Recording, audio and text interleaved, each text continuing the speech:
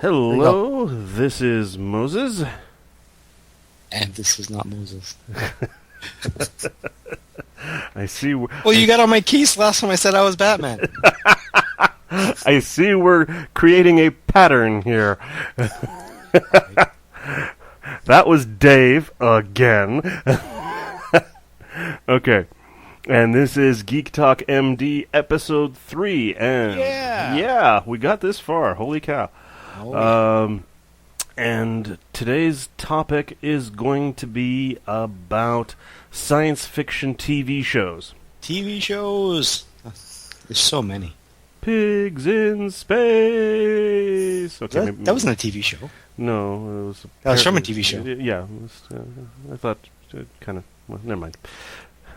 Moving along. Okay, we do have some comments, but we're going to save those till the end. We're going to call it something cool. Is it cool? I don't know. Well, hey, how about we use that as a point of the conversation? This is what we want to call our comment section, but please give us some feedback and tell us how good or bad it is, or even make some suggestions on what we can call our component where we talk about comments that people have sent us. Yeah. So we battered a few comments names around, and what sort of sounds okay for us now is we will call it Geek Talk Back. You go ahead. Sorry, say it again. Geek Talk Back. Geek Talk Back. Sorry, I didn't realize that was a dramatic pause. I thought you were waiting for me to say it. I wasn't sure. I wasn't sure if you were going to take the lead, but no, you totally let it drop, fall on the floor, missed the opportunity. Yeah, well, there you go. That's what spontaneity gets you. Okay. So yeah, technically or tentatively, we're deciding we're going to call it Geek Talk Back, and that's where we're going to cover off comments that people have sent to us. And so in this particular episode, we will cover it at the end if there's time, because we got a lot of stuff to talk about. Yeah, and we're probably not going to give you a complete list. I mean, not even close. There's a lot more science fiction TV series than anybody could ever really imagine. So we're basically just going to stick with the ones that stick out the most in our memories, or... Yeah, exactly. Yeah, yeah. There's just too many things, and, they're especially, here we're talking specifically about sci-fi TV shows, and, there were lots of them. Yeah, I guess Commander Tom and Rocket Ship 7, as much as I'd like to, doesn't quite count. Yeah, that's true. Oh, actually, you know what? That's a whole different thing we could talk about. Yeah, we could say, we'll save that for another episode. That's true. I didn't think about that. Oh, my God. Okay, but I'd say probably the best place to start would be the Twilight Zone. The Twilight Zone. Okay. You know what? That's the thing. A lot of these shows have these certain themes that have stuck with us forever, to the point where, anytime anybody hears these themes, they automatically know what we're talking about. Oh yeah, and some of these, when we mention them, right away the theme music just jumps right into your head, and some of them. What was the theme music? Yeah. But the Twilight Zone, while it wasn't specifically science fiction, it did have, since it was an anthology series, meaning that each episode was a completely individual story on its own. Wow, that's a big word. Yeah. It did, there were there was a fair split between fantasy storylines, horror storylines, fantasy story. I already said fantasy, yeah, didn't I? You did. Okay. But you're right. It was all the things that make you say, And of course, science fiction. And there would always be an incredible twist ending that would just mess you up completely. Yeah, didn't see that coming. Oh yeah, and I think I would have to say the one that really, when you're talking about science fiction, the one that really just grabs you is To Serve Man. That was the title of the episode. It really messes people up, so much so that it even shows up, I think, in one of the Airplane comedy movies. They joke about it in that. It is basically aliens come to Earth, and the lead alien, the commander of the alien, or their emissary, actually addresses the United Nations, and he brings with him a book, but it's in the alien language, and he basically speaks to the United Nations about how they're going to help mankind. and he leaves behind this book on the podium, and the United Nations assigns these two scientists to try to translate the book. And straight off the bat, they translate the title page, which is "To Serve Man." Mm-hmm. And everything seems to be great, and they're serving us this, that, and they do wonderful things, like they improve the environment on Earth, they improve the agriculture, and then after a couple of years, they actually start inviting humans to their home planet. Mm-hmm. And then when the lead scientist is just about to get on the aliens... Spoiler alert? Spoiler alert. Well, yeah, I suppose you could do a spoiler alert, but for goodness sake, this TV series is... I mean, pretty soon we're going to be coming up on practically a century old. If you haven't seen it, what's the matter with you? Yeah, well, Hollywood reuses everything all the time, so... You could probably find this episode on YouTube. Yeah, that's true. But anyway... So you're saying... Okay, but... spoiler, the lead scientist is just about to get on the spaceship to go to the alien planet when his assistant comes running up to the gangway yelling out, "It's a cookbook." Yeah! Saw that coming. Because, as you're going through it, it was reminding me of Mars Attacks. I'm thinking, are you sure you're talking about the right thing? Well, yeah, a lot of things from Mars Attacks did steal from Twilight Zone and versus the flying saucers. All these, 1940s, 1950s sci-fi movies and TV shows that were, in many respects very campy. Yeah, for sure. But what always all of these storylines were in one way or another not just narrated by the great Rod Serling, but in most respects were also written by this guy. I mean, he was a chain-smoking genius. I mean, not only did he do Twilight Zone, but he also did several other similar TV shows. Well, he pushed the envelope.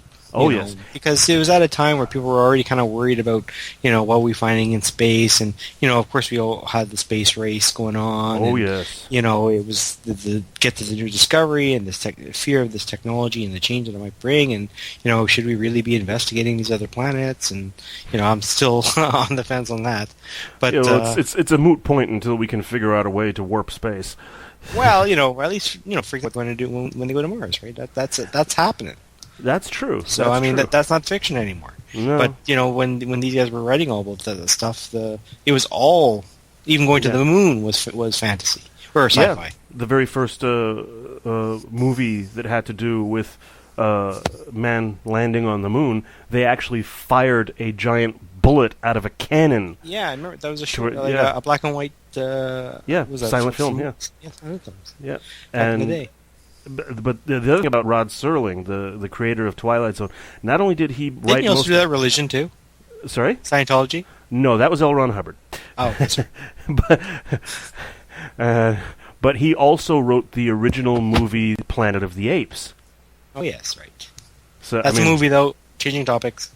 Yeah, but so if you're going to be going to, really far back, then I'd also...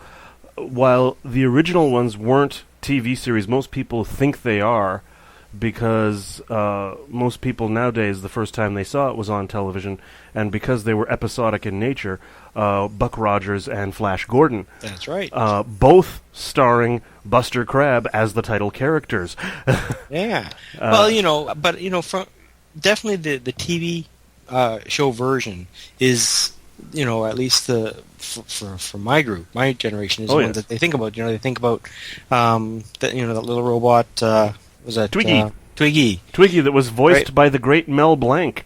There, exactly. Yeah. And so, that's what people think about when you think about Buck Rogers. But no, when I think about Buck Rogers, I think about Aaron Gray in. That's because you're old. In that spandex. Bodysuit. Easy. And fair enough. But the whole concept of that, again, it's just delving on the fear of, the unknown of where will this space travel take us, and, is this what we're looking to end up happening to our astronauts? They're going to disappear and not wake up until some distant future. And not only that, but what's going to happen to mankind in the future? Well, exactly. And, that's really what the premise of Buck Rogers was. It was this guy that people can relate to, now having to live his life in the future, and what that future may look like.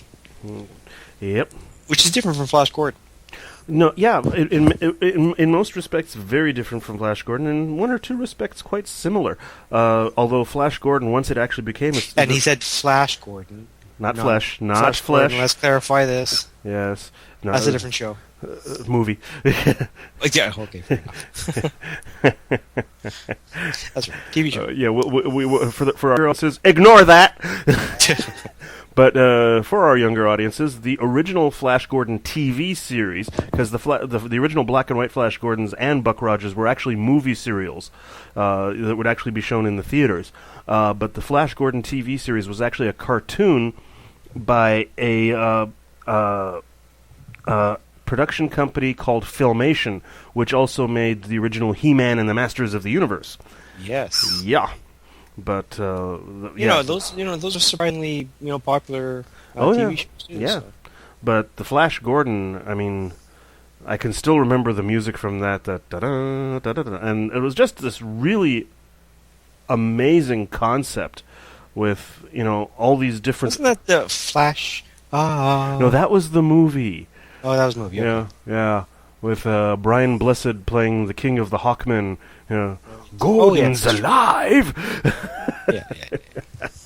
Oh, yes. But that was something else. But I'm on to my absolute all-time favorite sci-fi TV series. And the longest-running sci-fi TV series in Such history. Personal pride. You had nothing to do with the thing, man. Yeah, but I still love it. And that is Doctor Who. Oh, yeah, no big surprise there. Doctor Who, which premiered the very same day that, sadly, that John F. Kennedy was assassinated. Oh, yeah. And just an amazing concept of that every episode the Doctor, well, not every episode, but every story, the Doctor would actually not just travel through space, but also through time.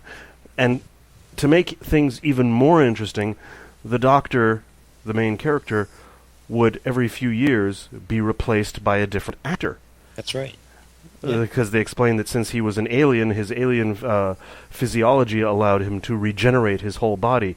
And that way, whenever an actor got tired of playing the part, rather than, trying to find another actor that looked like him, they just got another guy and explained he regenerated. And at this point, I believe we're on number 14. That's quite a lot. To be honest, I used to follow it, but I'm definitely still a Baker fan.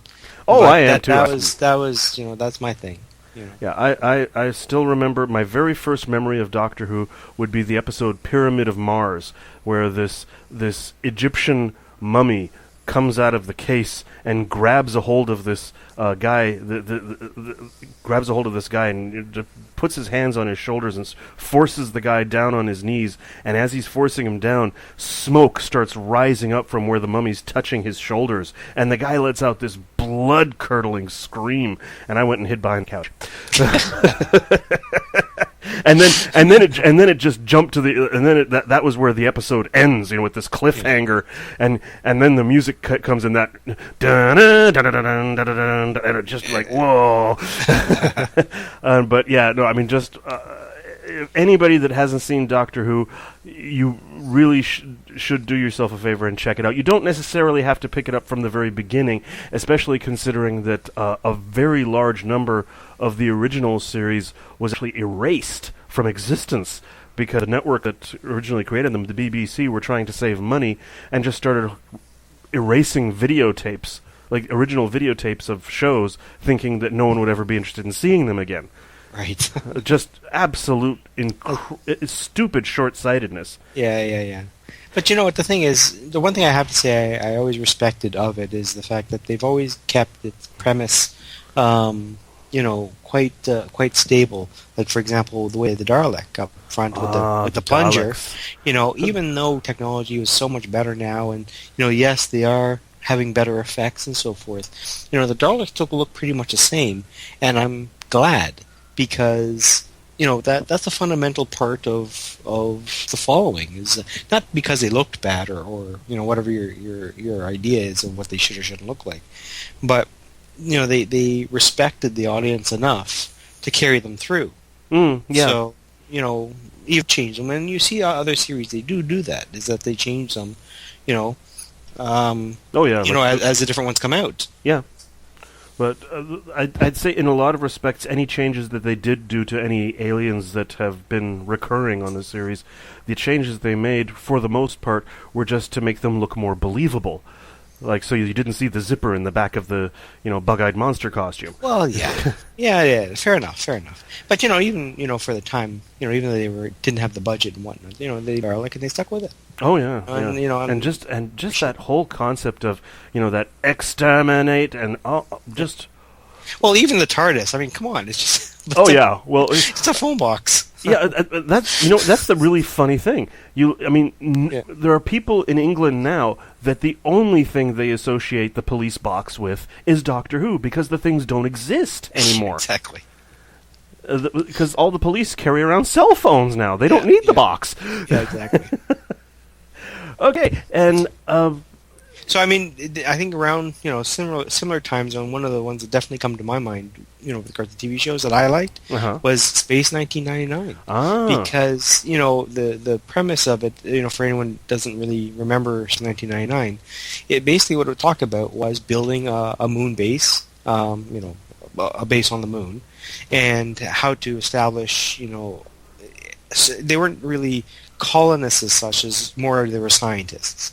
Mm-hmm. And what ends up happening is, the concerns about, nuclear power and whatnot, an accident happens, and there's an explosion which launches the moon out of orbit and sends it on its merry way. And the story is about how the people who were in the base, how they survived, and over time they end up dealing with different aliens and okay. Wait a second. Are you telling me that Star Trek Voyager ripped off Space 1999? That is an interesting point. Wait, let me think about that. I did that. Is that what happened? Yeah. Well, they shot into. Yeah. Yeah. Okay. Well. Yeah, I could kind of say my God. That's possible that is what happened. I mean, granted, they didn't technically go that far. I mean, it was basically the moon. Yeah, but traveling out. the basic premise. But yeah, and they had their own special spacecrafts. They called them Eagles, and I had to have one of them. And you did? The Eagle. Yeah, I had one of their Eagle ships, and the nice thing was that you can head component off and put the rocket component onto it, and and so forth. But the premise of it was nice because you were learning and making up stuff about space because they didn't know. Mm-hmm. But in the same vein, here you are. You're they're talking about just going to the moon, and at this point I think they were at the moon. But what are you going to do? You've done it. What are you going to do for me now? And making a moon base was the next most logical thing, and this is what would have happened if they had, and if there was an accident and caused it to leave the orbit. Now, that all being said, I can't recall if there was any particular negative effects on Earth, like we all now know would be. Oh yeah. But I believe they were still in contact with Earth after it left the orbit, and for a long time period. But the nice thing about it was, they could introduce different aliens and special aliens, and a lot of the aliens and problems that they had to face were struggling, problems, and people can always relate to struggling problems. How do we get food, and how do we deal with the air problem? I mean, these are fundamental things, and so you could sort of relate to that struggle. And here's a group of scientists. And now they have to depend on one another. And if something were to happen to one of them, you realize the impact of that. So, Space 1999 was one of those things that, for me, was, it was impactful. Wow. Well, when you mention like space sci-fi. Sorry? Space sci-fi. Yeah, but when you mention the toy, the toy spaceship, that right away just brought to my mind the $6 million man doll. Oh yeah. I mean, those are huge. Oh yeah, and while it wasn't exactly there were no green bug-eyed monsters, there was no space flight or anything. Although actually the series does start that way, but it was still science fiction because the whole concept was of an astronaut who, when his ship crashes during a test flight, his body is so badly damaged that they have to save him by making him into a cyborg. So they give him all these mechanical parts. Yeah. And so he has what they called bionic. So he had a bionic eye and a bionic arm. Well, actually, the show is even partly, and a lot of people even remember the show as called The Bionic Man, as opposed to The $6 Million Man, which is what it was called. But, a lot of people remember that show as The Bionic Man. Yeah, but the actual title was The $6 Million Man. And you want to talk about like a title sequence that's hard to forget. That one, I can't hold her, she's breaking up, boom. Yeah, exactly. Colonel Steve Austin, a man barely alive. Gentlemen, we can rebuild him, we have the technology. Yeah. We can make him better, stronger, faster. I mean, and the music. Well, and even today's show, I mean, the $6 Million Man, what can you buy for $6 million these days? Not a bionic man, for sure. The funny thing is, they're actually talking about Mark Wahlberg doing a movie remake of the $6 Million Man, and because of the financial constraints now, the financial situation nowadays, they're actually going to rename it the $6 Billion Man. Oh, interesting. But you know what? But the thing is again, this is science and fact coming together again. Oh yes, that's true. Because bionics are not what he had, but the bionics, in order to help people that previously couldn't walk, now taking the robotics and having fitted them to people's legs, and it's now taking the brainwave signals to generation. These are things that are now fact. Yeah, there's an exoskeleton that can help people that can't walk. Right, or even there are some that are being used to enhance strength for the sake of moving, to move larger objects and whatnot. All right, not to mention the fact that for the first time there are people that are deaf that can now hear due to implants. Not unlike the Bionic Woman. Bionic Woman. Yeah, the Bionic Woman. That was, well, there you go. The spin-off of the $6 Million Man. Yeah. Yeah, exactly. So I mean, she had enhanced hearing, and already today, point of fact, there are implants that have been proven to work that.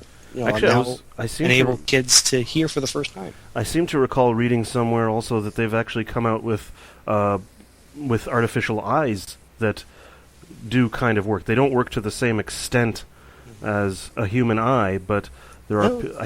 Actually, I think I saw a video on YouTube of a guy with the first one in, and he doesn't so much he basically all he can see now is sort of shapes and shadows, but it's far more than he ever saw before. Well, it's just a matter of time, Again, it's our science fiction turning to science fact.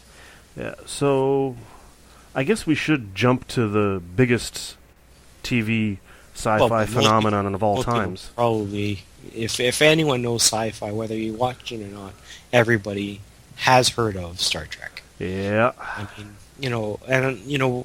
there's been so many discussion groups and so forth about Star Trek, but we cannot have a TV show episode and not talk sci-fi and not talk about Star Trek, because aside from its topic, obviously the Enterprise going into the space and the commentary about it's supposed to be like space cowboys and so forth. At the end of the day, the reality is it broke a lot of barriers. I mean, just look at the bridge, the bridge were cast. Yeah. I mean, every nation. Every color, all mixed together there, and then of course you have the captain. Yeah. But the key here is that they never brought it up as an issue, even though in society at the time, that was like one of the every single one of those relationships would have made an issue. And I mean, not to flog a dead horse, but I think anytime anybody mentions Star Trek, they always bring this one up. But if you're going to talk about breaking barriers, the very first interracial kiss in television history. Yeah. Yeah. Well, I mean, Kirk made out with Uhura. I know. Well, and that's just it. Is that here, right there at the front of the ship, you've got Japan, Russia, and the Americans right there. Yeah, you've got in the engine room a Scotsman. Yeah. And you've got a good Southern boy as the doctor. Yeah. A good country doctor. Yeah. Damn it, Jim. Yeah. And the thing is, every episode was, it could stand on its own. It's one of those few shows, even I'd have to... No, hold on one second. It's one of those shows that I can actually watch one of those older episodes and still actually watch it through. I can't say that for a lot of the older shows necessarily. Okay. Where I enjoyed it at the time, but I couldn't really sit and enjoy it now. Yeah, I can do that for Star Trek. For the most part, I'd agree with you. There are a lot of shows. I mean, like, one of my favorite shows for the longest time was House. And now that it's, off the topic, but now that it's, there's no new episodes, I tried watching the reruns. I can't. Yeah. I just don't like them. But I would have to say that there is one Star Trek episode that I just can't sit through. You better not say Tribbles. No, Spock's brain. Yeah, that was sort of bittersweet. And you may recall we even went. There was a convention, a sci-fi convention we went to years ago, and they were talking about like what were the worst episodes of the entire, all the Star Trek stories, not just the original series, but the later ones as well. And I think I made a joke of so Spock's brain, Worf's spine. Riker's sexual orientation. Who gives a fuck? Yeah. Well, I have to say one of the ones for me was that one where Kirk goes down to this planet and he loses memory. I can't exactly. Yes, the American Indian episode. And there was the pyramid thing, and he was supposed to be this Kurok. Yeah. His name. And they had the beast, the white beast, and so forth. There was something about that episode. Like I like the idea of it, the native component of it, and the herbs and so forth. But it's just I didn't like that female character that was trying to turn, the two against each other, and that whole thing there. That's one of the episodes I just can't. And just when you get to the end of the episode, I think that was one of the episodes where Shatner, as Captain Kirk, just really starts chewing scenery. He's standing there at the top of the pyramid yelling out, I am Kirok! And I should point out, because of where that episode was shot, I should point out that practically every single TV series that was shot in the States that we are mentioning here, at one point or another, shoots in the same spot. There's this rock formation. And you see it, you know it, and you can. $6 Million Man, Twilight Zone, Buck, all these different shows. If they were shot in the States, at some point they shot in this at this rock formation in California. And not only that, I could even point out to you. You go and watch The Lion King, and Pride Rock is the same fucking rock formation. Oh, good grief. It's the same rock formation where Kirk fights the Gorn on Sarge. And it's true. just, the one I'm talking about. And, I know and you can probably go to every single one of those every single show that we mentioned that was shot in the States, and you'll find at least one episode where they shot on that rock formation. That's funny. I hadn't really realized that, but as you say that, and then I was thinking of Gorn as soon as you were saying rock formations. Oh yeah, there it is. And then and right away when I said Pride Rock, Lion King, you were seeing it. You're like, oh yeah, I was seeing it. Darn, that's true. But that being said, I can't even begin to talk about the number of episodes I can watch over and again. And oh my God, yes. It's just endless. But I have to say, whether you like Trouble with Tribbles, the one thing I do. Liked it. Some people do, some people don't. But the one thing I did like about it was that they did do an episode. I'm trying to remember which series it was in, but they did flashbacks where they actually took clips from that. Yes, that was in Deep Space Nine. It was Trials. Deep Space Nine. It was Trials and Tribulations was the episode.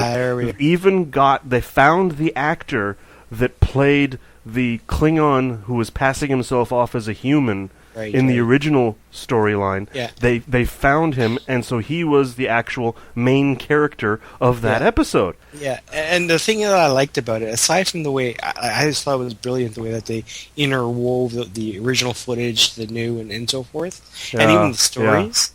Yeah. Oh, yeah. But I like the fact that they, elephant in the room, what's up with their foreheads? Yeah, The Klingons, right? yeah. Boom, And right out of the they gate. try to address it, but they never actually. The only answer you get is we don't like to talk about it. Well, exactly. But you know what? I'm glad, they... Obviously, it's the elephant in the room, and boom, they just hit it. Yeah, Right. And that's because they knew that their people watching the show would ask. Well, people watching the show have been asking that for ever since the first Star Trek movie came out. But and they you see the addressed Klingon there, the Not Klingon. well. I mean, with the lobster on his forehead. Bloody hell! But I mean, at least they did it, and I was very happy that they did it. Just the way they did it. I didn't need to hear anything more. Yeah, just that they at least That understand that we are asking the question. That's right. Yeah. That's right. So you're talking so much about things that in many ways make us laugh about Star Trek, and the one series that comes to mind, if you're like there is, as far as I can remember, there's only one science fiction comedy series, and that's the British series Red Dwarf. Right, Red Dwarf. I mean, my Well, goodness. actually, a lot of people may not know Red Dwarf. Yeah, it's a British series. It's actually they've already done 10 seasons, although there have been huge gaps between some of the seasons. Are they still making it? Well, actually, they just announced like a month or two ago that they're going to be making season 11 and 12. Season 10 was 2 years ago, if memory serves. Oh, okay. Yeah, I mean, just unbelievable. And there's some really amazing concept. I mean, aside from the fact that it's actually a hilarious series, because the hero of the story is one of the laziest slobs you could ever imagine. I mean, in many respects, most of the characters on the show have no redeeming qualities whatsoever. They're all horrible people, and you just can't help but laugh. Well, I mean, but there is something about them that you can relate to. I mean, everybody knows that partier guy, or maybe they themselves are. They're that partier guy who never cares about anything. He gets by, he's less than a just enougher, and he's happy to be that. Yeah. And, he's flawed, and he's not educated, but he's funny, and so forth. And then you've got the total reverse of it. The total uptight, the kiss ass, the total, uptight, yeah. Then you got that, and then you've got Cat. And if you're not known the show, you should be watching it just for Cat. As far as I'm concerned. Oh yes. I mean, imagine James Brown if he was a cat. Yeah. It practically is James Brown. But still. Yeah. I mean, especially the way he dances. Yeah. Exactly. But there is one sci-fi concept of that series that I'm going to get you, little fishy. Well, yeah. But there's one sci-fi concept of that series that just blows my mind. That I don't think I've ever seen actually addressed in any other science fiction story that I've ever come across. What if we are actually alone in this universe? Because in that series there are no aliens. Everything else that isn't human was either some way or another created by humans. Yeah.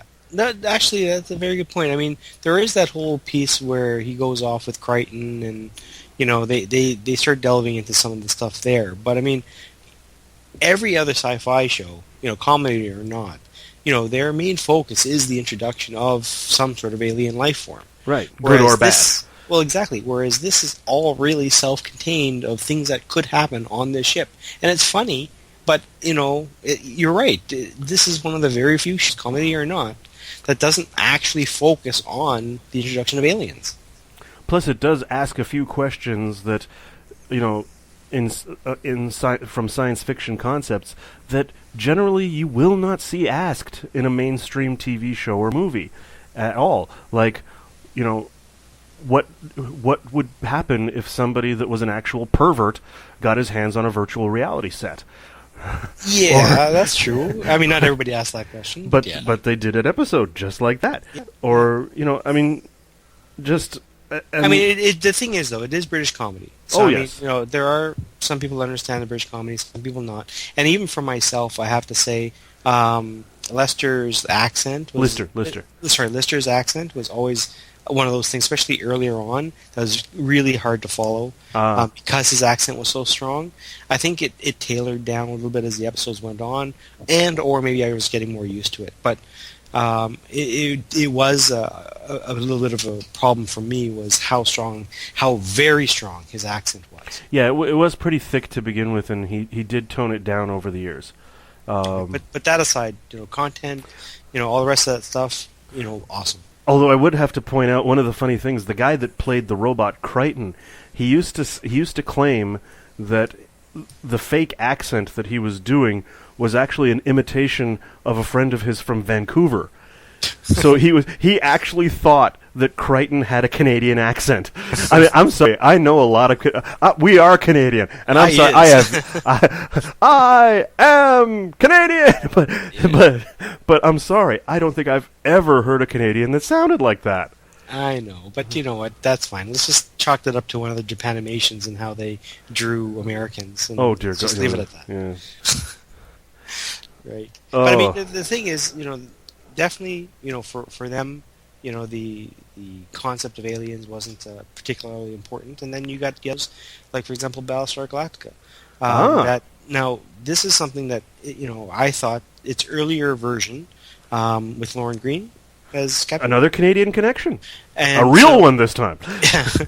And so he, I have to say that version of it. I used to watch it, religiously, and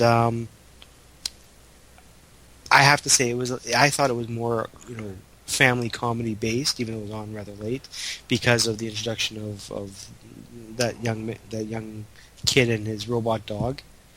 But the new version of Battlestar Galactica, it's definitely a little darker. It's definitely more mature. The effects are just mind blowing. But because of it, they made some changes in cast that some people agree with, some people don't. But for a series that had that kind of starting, Battlestar Galactica back in the day, it was a good story. I mean, here we are again. It's a planet, and now it's getting attacked by these aliens, and they have to pull what spaceship resources they have to try to defend themselves. They can't, and they try to scoop up, what survivors they can, and basically the Battlestar Galactica ship is basically like the Ark, trying to get away from this aggressor. And they're cyborg, isn't it? Cylons? Sorry, Cylons. Yeah. And it's a very compelling story, and you feel their struggle as they're trying to get away. They keep that in the new version, except in the new version they also introduce a new version of the Cylon where they look like humans. Oh. And so because of that, you now add that extra level of complexity that, is this person a human or isn't they, or aren't they? And you don't know that until as the series goes on. Oh. So then here you're struggling. You're finding, there's these extra ships that are slowly trying to come together, try to get protection from the Battlestar Galactica because it's the only warship really out there. And, they're all trying to stay near it for protection because they could just be freighters or whatever. And then, suddenly the Cylons appear and they all have to disappear, and jump to a new spot to try to get away from them. Some of them can, some of them can't. And so they're dwindling in numbers, and they're dealing with resources. And in the new series, they start dealing with the paranoia then of once they identify that Cylons could look like them. Now suddenly you've got that whole paranoia about people that you may have known forever. Are they Cylons? I don't know. And then they get into a whole political thing, within their little group. So it's a very dynamic story, but the original story was a little more comical. So it came to mind when you were talking about Red Dwarf and the comedy of that. But Battlestar Galactica, the new series, is definitely could stand on its own. It was very powerful. A lot of the episodes were very similar to the first, which I was surprised. But of course, the effects were just mind blowing. But the effects, the story, all of these things, and then eventually they had another spin-off called Caprica. And Caprica, I thought I didn't enjoy it when I first tried to watch it because I couldn't watch all the episodes in sequence. But now with today's technology, I could watch it from the first all the way to the end. And aside from their focus of this girl character, which I won't spoil it, so I'll just say this girl character, some people didn't like that girl character, but if you watch it from beginning to end of Caprica, it is a very compelling story. So if you haven't watched that, Caprica, definitely try to watch the Battlestar Galactica new series first, and then watch Caprica, and realize that Caprica comes before all of this other stuff. So it's it's a very good series. Well, if we're going to talk about good series, the one that was never quite given a chance, even though it was one of the best made in a long time, and just was cut short far before its time, was Firefly. Oh, it's one of those things that anyone who really is a fan of sci-fi, I have not heard someone say they did not like Firefly. That's true. That's true. To be honest, I've never heard anyone actually say. I'm not saying they're not out there. I'm just saying I've not heard from them ever. I mean, you're talking about like the producer, writer of the series was Joss Whedon, the same guy that made the movie The Avengers and made Buffy the Vampire Slayer. I mean, this guy it seems like he can do no wrong. Well, but the thing is understand. Like I'm not sure if I read this or I saw this, but he does a lot of things. He's like Prince in that regard because he has because he has a lot of side projects because he's always working, right?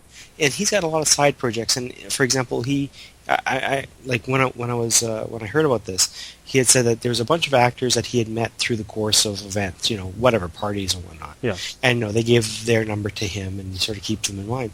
And he's the kind of guy that in between movies, he would produce another small movie on his own.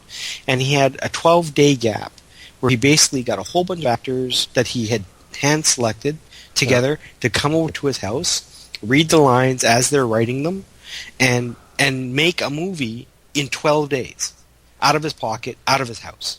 Yeah. And it was a quality movie. I mean, I haven't seen the movie, but I saw the clips of it, and it looked. I mean, it's not my type of movie, but it looked like a quality movie.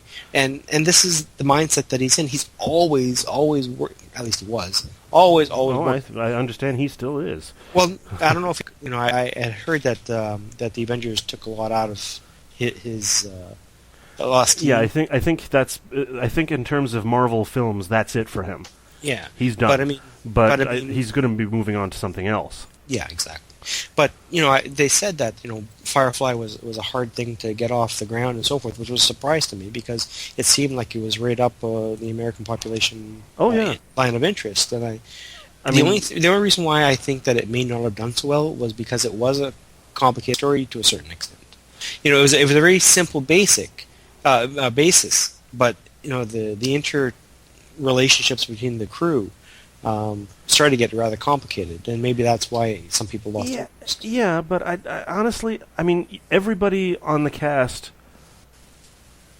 Okay, maybe not everybody, but most of the cast were really charismatic, especially the star Nathan Fillion. Yeah, and the guy that played Wash, Alan Tudyk, were both like just amazing. And to be honest, I wouldn't have put Wash there. I mean, Wash was good, but I'd say the guy who played Jane. He hadn't had a lot of things before that, but I mean, overall the casting was ridiculously good. Yeah, and the person that they got to play Kaylee, was ridiculously good casting because she was pretty and naive yet techie and could talk the talk. Yep. She was firm in that regard, and she was soft when it needed to be. She was that character, but from an actress perspective, and then she went on to Atlantis. Oh yeah, as the Doctor, and even there, I couldn't take her seriously enough there because of how well she fit Firefly, in my opinion. Yeah, but the captain is the captain. The captain is king. Oh, Nathan Fillion, I'd have to say, is probably one of the most charismatic actors on television. I mean, he's moved on now to Castle, and which is good. Yeah, I mean, he's amazing in that. But you listen to any interview, and he still says Firefly is the best thing he ever worked on. It was the most fun he ever had. Actually, speaking of interviews, I came across he and Alan Tudyk were doing an interview at Comic-Con, and I came across this on YouTube, and he told a Firefly joke that just had me laughing my ass. How do Reavers clean their spears? How? They put it through the wash. And again, if you haven't watched the show, it's one of those things. Well, actually, that didn't happen until after Firefly. Until the movie Serenity, yeah. But the thing was, someone had actually said, one of the things they liked about Firefly was that I reminded them of the captain. Really? And yeah, and they said that part where the marshal has, I think he's pulling Kaylee at the time, or it could be the sister. I don't remember now, but he's holding them, and there's a heated component there where the doctor has the gun, and he's pointing at the sheriff, and the sheriff is saying, you're not going to shoot me and whatnot. It's one of the first few episodes. And, they're being pressed for time. I think the Reavers are coming. Yeah. And, they're in this standoff in the cargo hold. And, the captain who, has always been very open about how he cares about his people, he just walks up the plank, shoots the sheriff, and says, we're on our way. And he takes the body, he throws it out the door. We got to go. And that, enough talk. Yeah, enough to get it done. That's what he said. Reminded me. That reminded him of. Actually, I'd have to say my favorite scene from that series is it's a very obvious. Well, at least to me, it's very obvious that it was a ripoff of that old, Vern commercial, where Wash and the captain have been captured by this mobster, and he's torturing them by electrocuting them. And so, they're arguing over about Wash's wife, and then he'll electrocute them. So they'll be like, "You did what with my wife?" But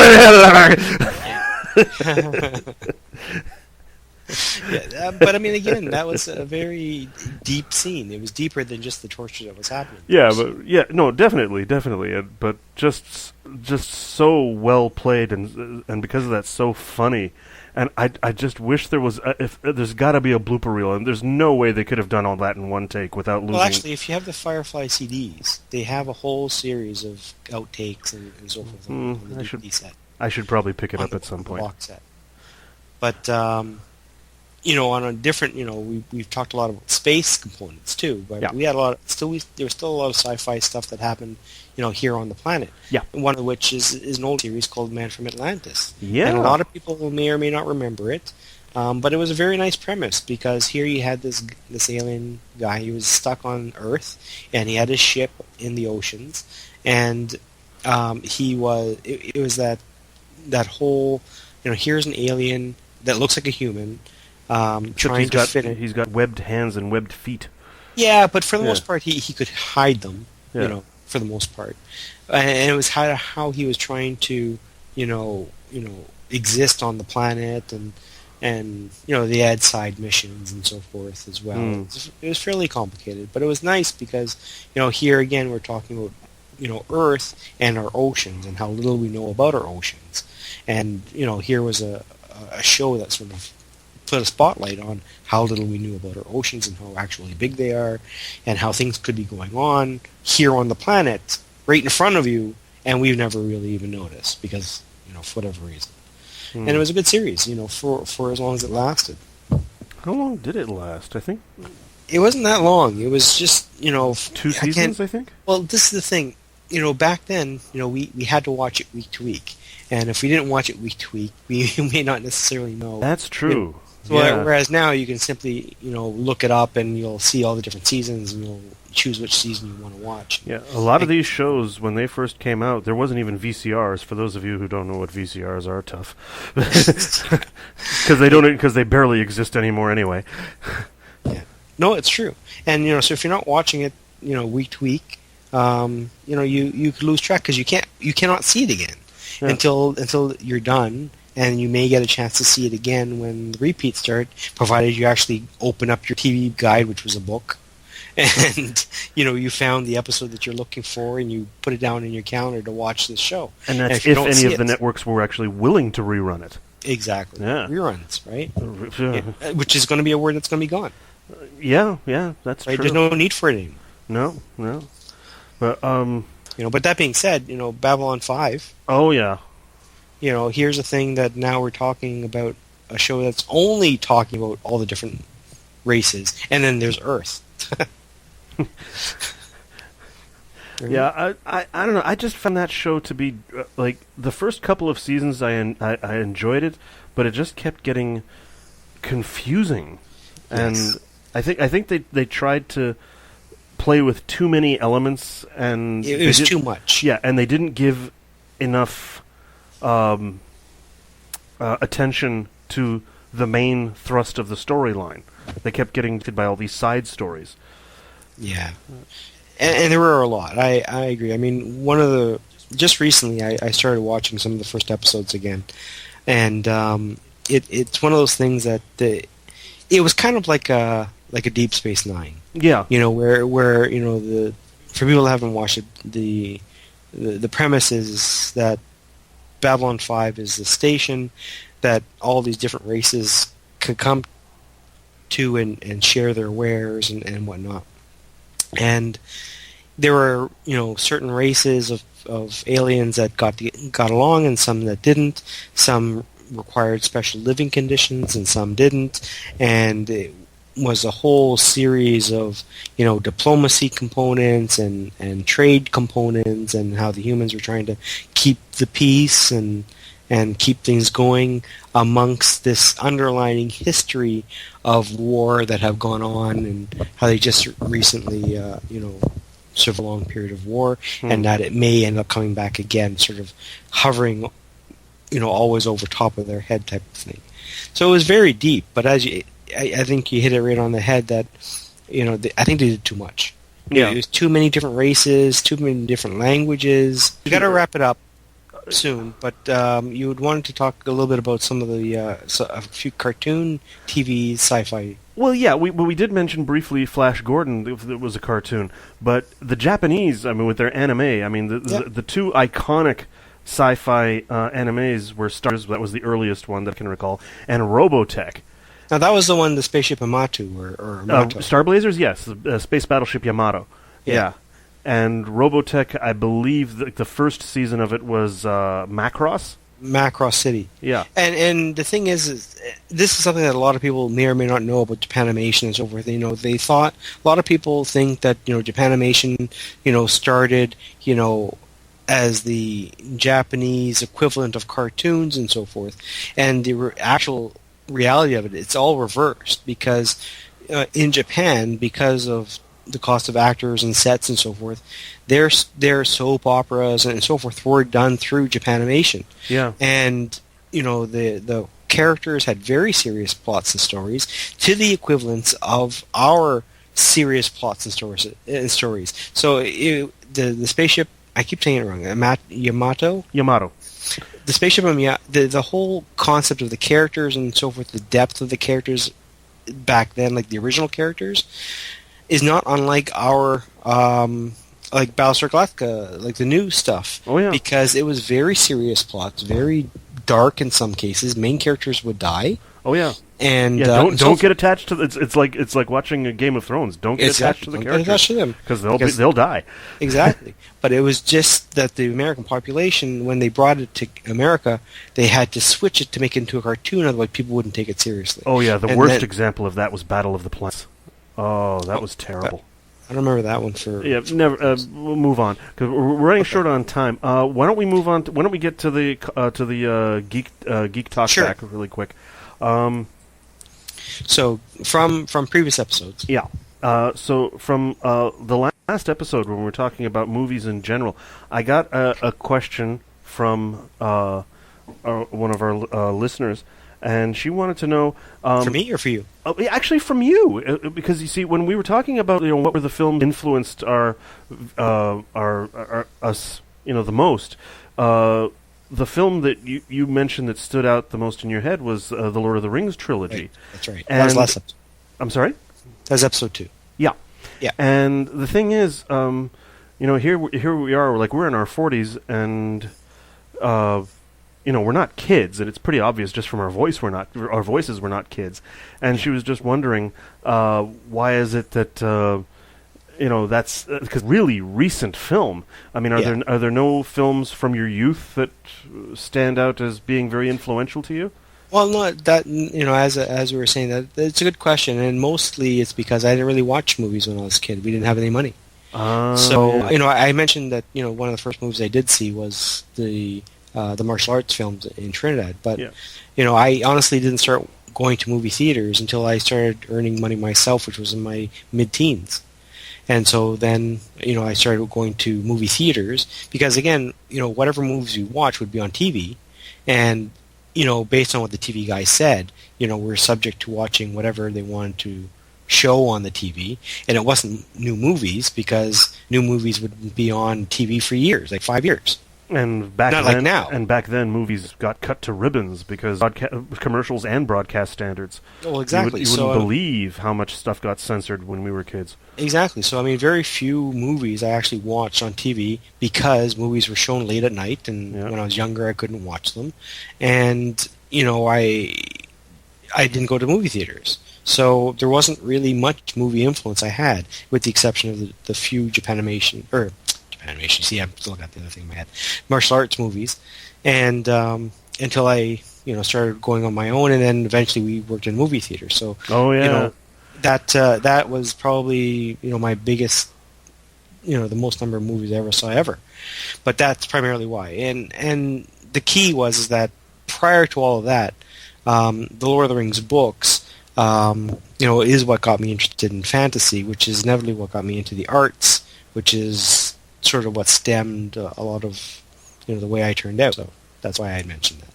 And the fact that the movie after the fact, it is well after the fact, but it was based on those books, and that was really what I was trying to get at.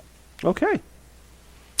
Right, but you had a comment that we were talking about, some things there, and I think it was in the last episode, and you had made a mention of an acronym that I had asked you about, but you sidestepped me. It was IMDb. Oh, okay. So some people may not know that. I should apologize. I thought you were actually joking. You should apologize. Okay. So hurt my feeling. I'm sorry, Dave. I've been waiting all week. No, I'm kidding. Okay. For those of you that don't know, to be fair, the internet is a big place, so you never know what people aren't aware of. But it is one of the more popular websites out there. The IMDb stands for Internet Movie Database. It's much like Wikipedia in that most of the information on it is put on there by people on the internet, as opposed to any real recognized authority. So while there is a lot of factual information, a great deal of factual information, you also have to be careful because there can be a lot of stuff on there that's actually complete nonsense. Well, welcome to the internet. Yeah, welcome to the internet. But it is incredibly useful resource on any information regarding television series or movies. Anything about actors or movies or certain trivia about some of your favorite films and TV shows. So we got a lot of stuff about a lot of stuff. Oh yeah. Let's wrap it up. It's practically replaced Leonard Maltin's guidebook of movies. Yes, for those people who are old like you, and who actually know who we're talking about. Yeah. You geriatric fuck. Anyway. So that is, what do we call it now? Geek Talkback. Geek Talkback. So if you don't like Geek Talkback, as a title, Geek Talkback, say so. Please, right. we look forward to any questions or comments. You can put it on this page. Anyway, I guess that's it for today. That's it for today. Okay, so pack up. Probably come back around to this as well at some point. Oh yeah. So pack up your lucky dice, put away the Chinese food menus, and we will see you next time on Geek Talk MD. We're out.